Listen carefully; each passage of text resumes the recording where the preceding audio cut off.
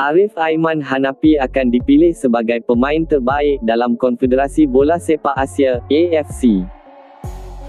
Tetapi, sebelum kita meneruskan, jangan lupa untuk like, komen dan subscribe saluran ini, supaya anda tidak terlepas maklumat mengenai sukan bola sepak setiap harinya.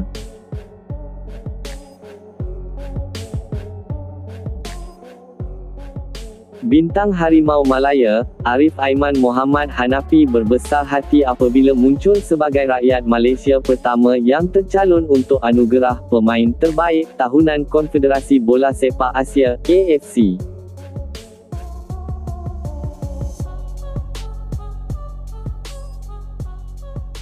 Pemain Johor Darul Ta'zim, JDT, berusia 23 tahun itu menyifatkan pengiktirafan berkenaan sebagai satu pencapaian penting serta suntikan motivasi untuk terus memperbaiki prestasi untuk kelab dan negara.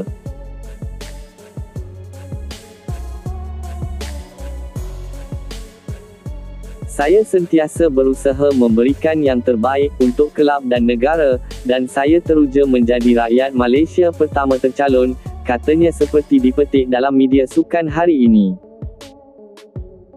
Turut tercalon ialah penyerang Qatar, Akram Afif yang berpeluang muncul pemain pertama memenangi anugerah itu sebanyak 3 kali, dan pemain Salim Al-Dawsari yang berhasrat menjadi rakyat Arab Saudi pertama memenanginya sebanyak 2 kali.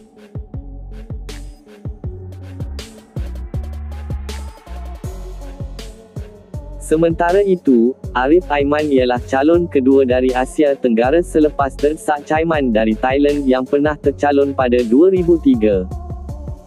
Ini hanyalah permulaan bagi saya. Saya perlu bekerja lebih keras dan menumpukan sepenuh usaha untuk berada pada tahap yang sama seperti Salim dan Akram.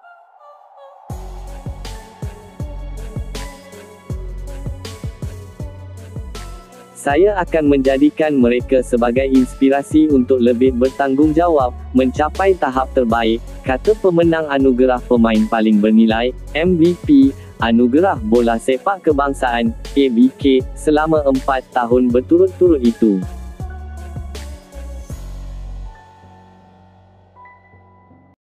Sementara itu, Afif yang memainkan peranan penting membantu Qatar melayakkan diri ke Piala Dunia 2026 semalam, berkata kejayaan pasukan lebih penting berbanding pengiktirafan individu.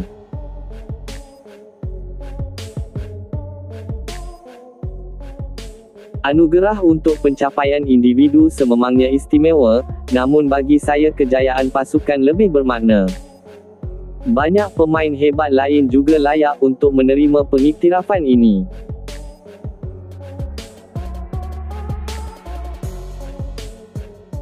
Andainya saya menang, ia ganjaran untuk semua yang bekerja bersama-sama saya, iaitu isteri, rakan sepasukan, jurulatih, penyokong setia yang tidak jemu memberikan sokongan, dan pastinya keluarga saya, katanya.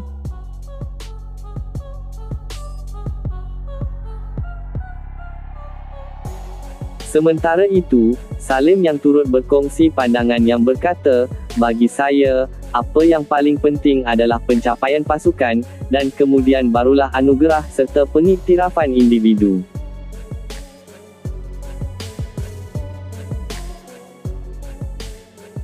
Andainya saya menang, kami akan meraihkannya dan ia akan menjadi dorongan untuk melakar lebih banyak kejayaan, katanya. Pemenang akan diumumkan pada anugerah AFC 2025 di Riyadh, Arab Saudi.